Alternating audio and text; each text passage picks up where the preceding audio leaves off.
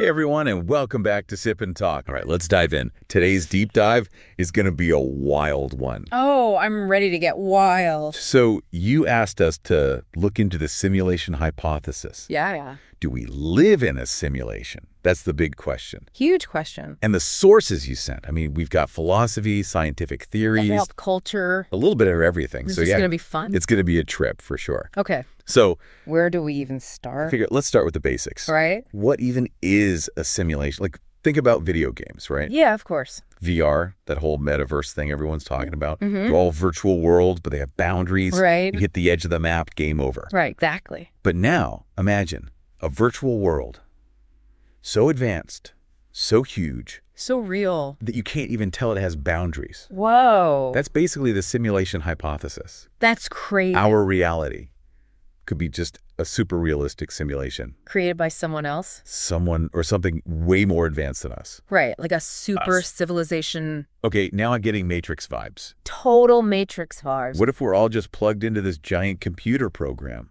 Whoa. It's like, is our reality just someone else's super realistic Sim City? That's a wild thought. It is. Oh. Okay, we got to bring in some philosophy here. Let's do it. Philosophers have been thinking about this stuff for ages. Yeah, they've got a head start on us. One of the big names is Nick Bostrom. Oh, yeah, he's like the simulation hypothesis guy. Right. So he's got this argument. It's kind of trippy. Lay it on me. He says, if a civilization gets advanced enough to create perfect simulations, it's statistically likely we're already in one. Wait, what? Think about it like, if there are tons of simulated universes out there, okay, the odds of us being in the original one are that'd be slim. Slim to none. Oh. Right. So if we can imagine making realistic simulations someday, someone probably already has. And we're in it. And we're in it. I'm not gonna lie, that's kind of freaking me out. I know, right? It's like The Matrix, Ready Player One. All those sci-fi movies, suddenly they're not so fictional. Exactly. It makes you wonder, like, if those simulated worlds are so real, does it even matter what's outside of them? That's deep. Right. Okay, let's take a step back for a second. Okay. Let's talk about the universe itself. The big picture. Right. It's huge. Like, mind-blowingly huge. It's almost impossible to comprehend. 93 billion light years across. Yeah. At least that's what scientists estimate. But here's the thing. Right. Even with all that immensity, cosmologists think the universe might actually be finite. Wait, hold on. So it's huge, but it still has an end. It's not as simple as that. What do you mean? Like, is there a wall out there somewhere? Not exactly. It's more like... Like what? Imagine walking on the surface of a balloon. Okay. You can walk forever in a straight line, but you'll never hit an edge. You just end up back where you started. Exactly. So, the universe, it might be curved in on itself. Whoa, so it's like a giant cosmic balloon. Kinda. That's thanks to Einstein's theory of relativity. Relativity. Okay, now you're losing me. Think of it this way. Space-time, the fabric of the universe. It's curved. So even though the universe is finite, it doesn't have an edge the way we normally think of it. Okay. My brain is officially hurting. Yeah. But if the universe is all wrapped up like that, what's outside of it? Like outside the whole system? That's a question that's stumped physicists and philosophers for centuries. Well, there's got to be something out there. Right. We have to remember the Big Bang. Oh, yeah, the big explosion that started everything. Right, that created space and time as we know them. No. So asking what's outside the universe might be the wrong question. How can it be the wrong question? Because outside implies a concept of space that exists beyond the universe. But that space might not exist. It's like we're trying to use the rules of the game to understand what's happening outside the game. All right, my head is spinning. So you're saying our whole idea of outside is messed up. It might be. We're trapped in this system, this universe. And our brains might not be equipped to understand what's beyond it. Okay, deep breaths, everyone. This is getting intense. But before we go any further, What's up? we need to talk about something that might just blow your mind wide open. Hit me with it. You heard of Melvin Vobson? Oh, yeah, the physicist. So the one and only. This guy is doing some seriously groundbreaking work. He's shaking things up for sure. He's got this theory that seems to back up the simulation hypothesis. Tell me more. Okay, you ready for this? He says information. Yeah. Information isn't just some abstract concept. It's actually a physical thing Wait, what? with mass. Yeah. Like, it has weight. Information has weight. That's his theory. And he thinks even tiny particles like electrons, they store information, just like our DNA stores genetic information. So you're saying, like, my computer gets heavier when I download more files? Well, maybe not quite like that. Okay, good. But seriously, Voxon is saying there's a deep connection between the digital world and the building blocks of our universe. That's wild. But how does that relate to the simulation idea? Hold on, we're getting there. So Voxon, he's got this new law of physics. A new law? Seriously? Yeah, it's called the second law of infodynamics. Infodynamics? What in the world is that? It's basically about how information systems tend to get more efficient over time. Okay. Like when we compress data on our computers. Right. To save space. Exactly. Voxon thinks the universe is doing the same thing. The universe is compressing data. In a way. It's constantly optimizing how information is stored and processed. So, like, the universe is a giant computer. That's where this is all pointing. Okay, now it's all starting to click. Right.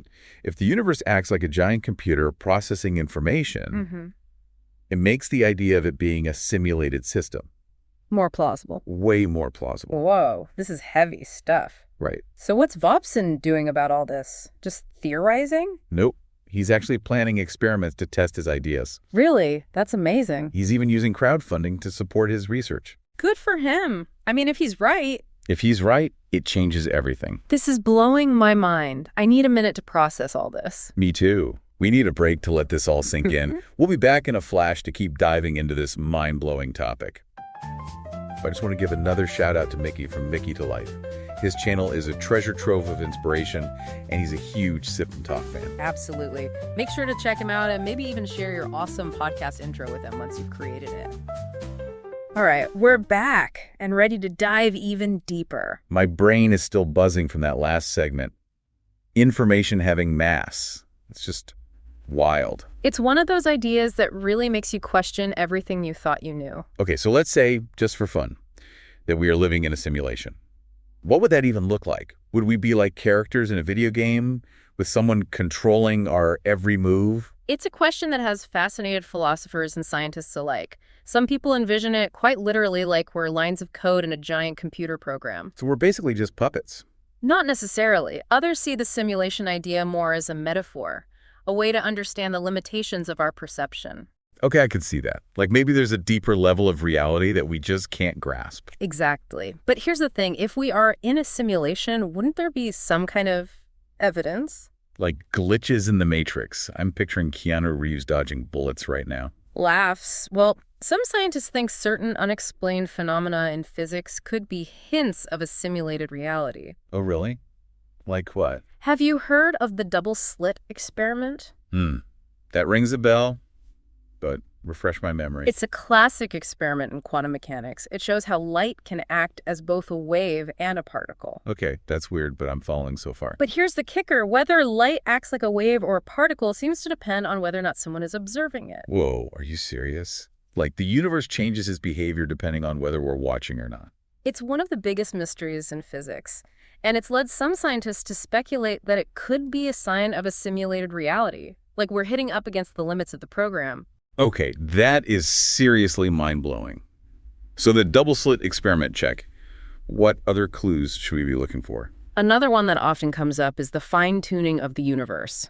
You know how the laws of physics seem perfectly calibrated to allow for life to exist? Yeah, the odds of everything being just right for us to be here are crazy small. It always seemed a little suspicious. Right. That's called the anthropic principle. It basically says that the universe is the way it is because we're here to observe it. But how does that tie into the simulation idea? Well, some people argue that this fine-tuning could be evidence of a creator, or in this case, a simulator, who designed the universe with us in mind. Okay, but if we're in a simulation, who created it and why? Are they just watching us for entertainment like some kind of cosmic reality show? That's the million-dollar question. We can only speculate about the motives of our hypothetical simulators. Maybe they're studying us, or maybe they're running experiments, seeing how we react to different situations. That's a little creepy. It makes you wonder if we really have free will if there's someone out there pulling the strings. The question of free will is a big one, and it gets even more complex if you throw in the simulation hypothesis.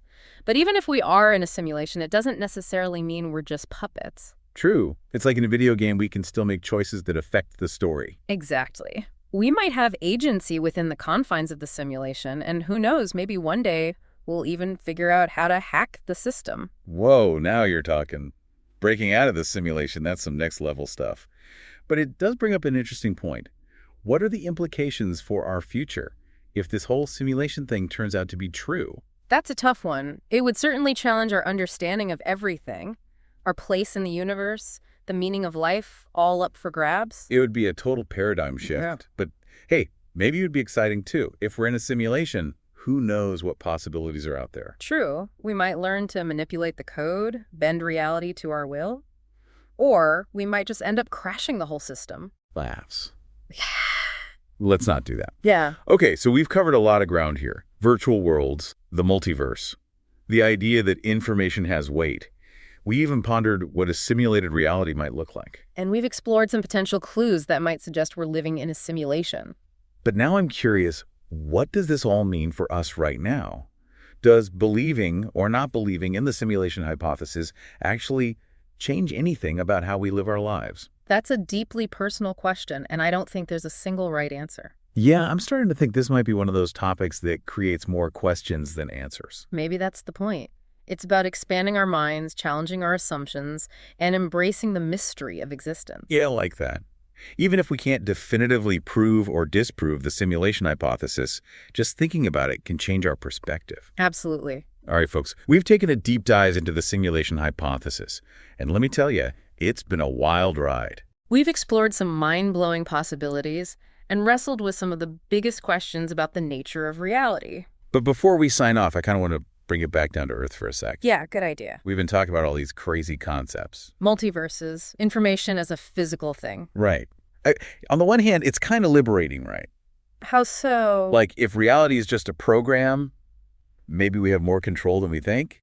But then again, yeah, the thought of not being in control, of being someone else's experiment.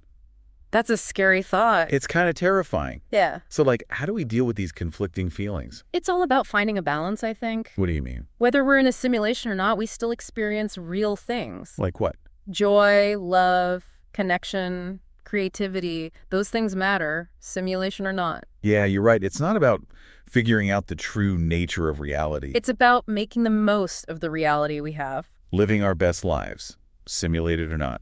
Exactly. Embracing the mystery. Appreciating the ride. Beautifully said. And even though we haven't come up with any definitive answers, hopefully we've given you some food for thought and inspired you to question your own assumptions about the world around you. Because ultimately, isn't that what it's all about? Keeping an open mind and never stopping exploring. Well, folks, that's all the time we have for today's deep dive. We explored some wild ideas about the simulation hypothesis. But ultimately, the big question remains a mystery. For now, at least. If you want to dive deeper into any of the stuff we talked about today, we'll have links to all the sources on our website. And be sure to connect with us on social media. Let us know what you think. We love hearing your theories. Thanks for joining us. Until next time, keep questioning everything. And keep an open mind.